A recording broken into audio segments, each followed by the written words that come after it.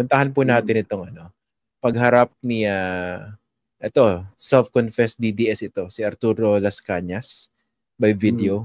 Tapos itong si Colonel Asierto, 'di ba? Doon muna tayo kay Asierto, no? Kasi ano ba yung mas credible? Kasi he was portrayed as someone involved in illegal drugs nung panahon ni Duterte.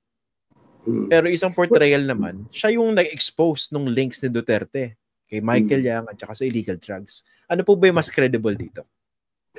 Alam mo, yan ang hirap na hirap kaming balansehin sa ngayon, Christian. In fact, we are hoping na meron pong maglalabas ng mga testigo at magko-corroborate at susuportahan yung revelation o yung report ni Colonel Asierto, no? At halos magkatugma yung sinasabi ni Mr. Guban at yung sinasabi ni Colonel Asierto doon kay Mr. Michael Yang, no? Na kung saan ay known to be a smuggler and a drug lord, no? Yun ang sinasabi ni Colonel Asierto doon sa kanyang intelligence gathering.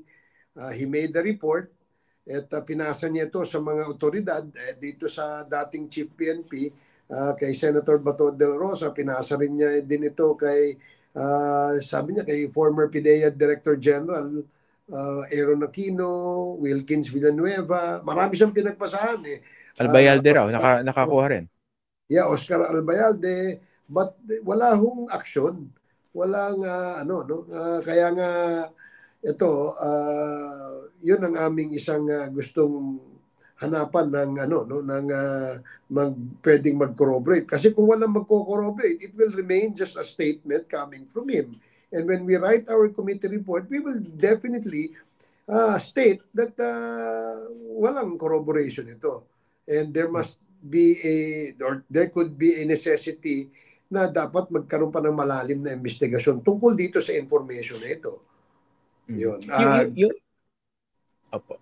Ayan. Yes, yung kay Jimmy Guba naman, sige, sir. Go ahead. Jimmy Guba naman, following, if you recall, yung first time siyang humarap sa Quadcom, sinabi niya na sa RTC, kung saan tinatry yung kanyang kaso, ay nag-recant siya doon sa kanyang testimonya na binigay sa Senate Blue Ribbon Committee.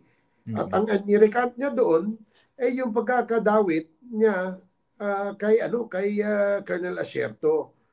Na kasi apparently merong nag-pressure sa kanya, nagdiin sa kanya na idawit si Colonel Asierto dito. So parang pa to, siguro mga ilang hearing pa siguro kami hangga't maaari para makabuo kami ng aming possible conclusion dito sa usapin ng drug smuggling sa ating bansa, where personalities are involved, like Michael Yang, Alan Lim, who are closely identified or associated with the former president.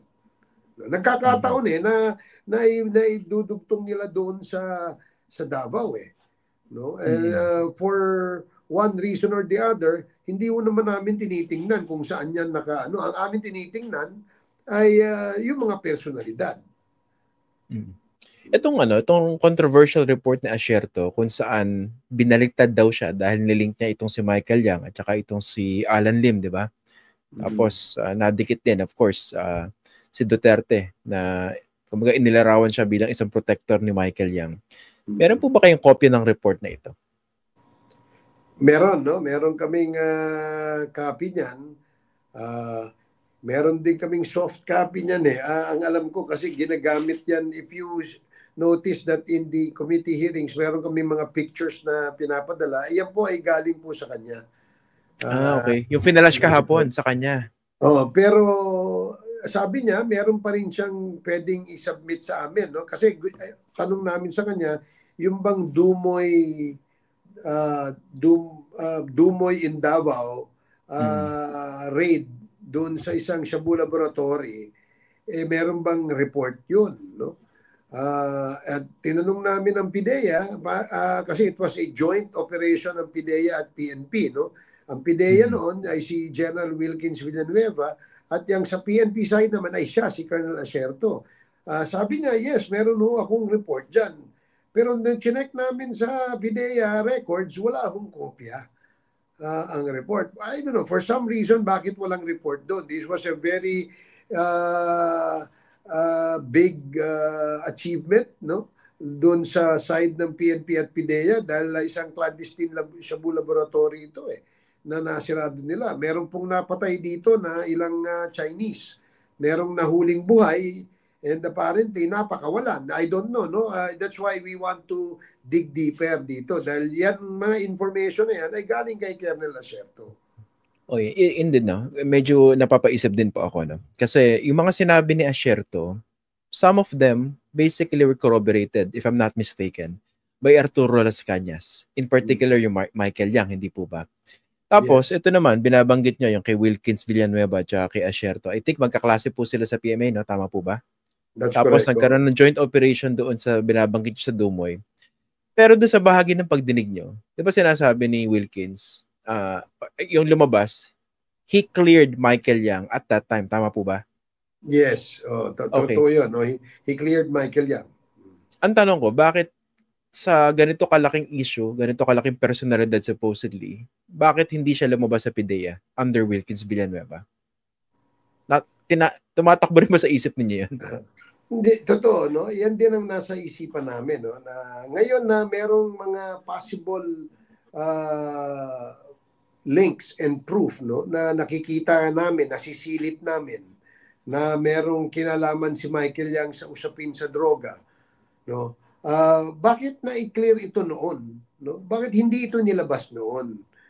Isang malaking question mark sa amin 'yon. Itong nangyaring raid in 2023 na kung sa Mexico, Pampanga, na merong nakuhang 500 kilos of shabu sa isang warehouse na ang nagmamay-ari ay si Mr. Willie Ong na Empire 999 Corporation. And 2 hanggang 3 doon sa incorporator nitong Empire 999 Incorporated ay mga kasosyo ni Michael Yang sa ibang negosyo niya, no?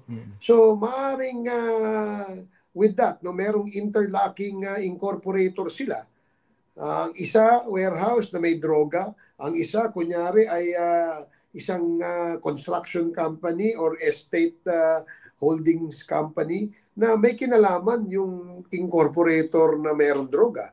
So, medyo still, I would say, medyo doon pa lang kami papunta, Christian, no? Inaalam namin, no? Kaya nga, pinapatawag namin yung mga incorporators na itong mga kumpanyang ito na kung saan ay kasama sa incorporator itong si Michael Yang. Sa lahat na inimbita namin, sa mga corporations na nakita namin ng mga incorporator, wala hong uma-attend. And we were given a raw information, unverified information, na ito pong mga Chinese na ito, na kasama dito sa mga korporasyon na ito, kasosyo si Michael Yang at yung Empire 999, ay umalis na po ng bansa. Few days after we started the investigation in 2023 of October. So, sa information ninyo, nasa na si Michael Yang? Well, meron kaming information nasa Dubai, meron kaming information naman at he was in Hong Kong, meron namang information na nasa Cambodia. Hindi kasi natin matrace because he's using several passports. Apparently, gumagamit sila ng Cambodian passport, Thai passport, Filipino passport. Itong Willie Ong, Chinese ito. Ang pangalan niya ay Yan Ming something yung pangalan I completely forgot the full name. 3 ang passports niyan, isang Filipino, isang Cambodian at saka isang Chinese kung yung kanyang original. If you recall, yung mga nahuli rin sa Pogo na mga Chinese na mga mastermind, no, yung Duan Renwu, yung mga nahuli dun sa bahay ni Harry Roque sa Tuba, Benguet, meron din 2 hanggang 3 passport. Oo. So, parang may pattern no? Parang meron silang parang may pattern. And I think ganito yung practice nila. So, kung hindi ka gagawa ng ganitong klaseng pattern o ganitong klaseng practice, siguro legal ka. Dahil ginagawa mo ito, siguro illegal ka. Okay. Yun pala, nakakaduda na, no? Hindi ako nagkakamali kung tama yung tanda ko, no? Di ba yung asawa mismo ni Rose Nono Lynn? Di ba sabi ng PIDEA ngayon, iba-iba rin daw yung passport na ginagamit. Tama po ba? Oo, tama, no? Kahapon nandun sa hearing namin si Rose Nono Lynn, no, yung wife, no, at tinatanong siya ni Congressman Dong Gonzales, no, na yan bang nasa picture na yan ay yung husband mo, si Mr. Alan Lim. Sabi niya, ang husband ko hindi si Alan Lim, kundi ang husband ko ay si Lin Weishong or si Weishong Li. Lin, no? So, ay, meron pa kaming ano dyan, medyo argumento pa dyan, no? Kasi sabi ng PIDEA, si Weishong Lin o Lin Weishong at Alan Lim ay isa. Pero sabi ng wife na hindi kasi I should know, asawa ko yan. So, ganun yung kaya malalim pa na investigation ang kailangan. And the immigration is helping us, DOJ is helping us, NBI is also helping us.